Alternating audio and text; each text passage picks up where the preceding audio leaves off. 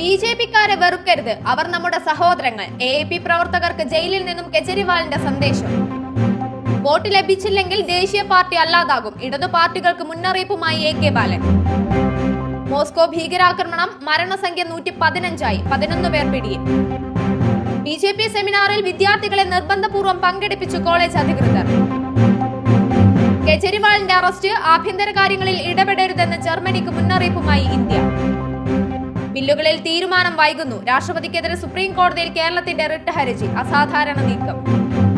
മദ്യനയ അഴിമതി, രാഹുൽ ഗാന്ധിക്ക് ഇരട്ടത്താപ്പെന്ന് സ്മൃതി ഇറാനി. ഹിമാചലിൽ കോൺഗ്രസിന് കനത്ത തിരിച്ചടി, അയോഗ്യരാക്കപ്പെട്ട 6 വിമത എംഎൽഎമാർ ബി.ജെ.പി.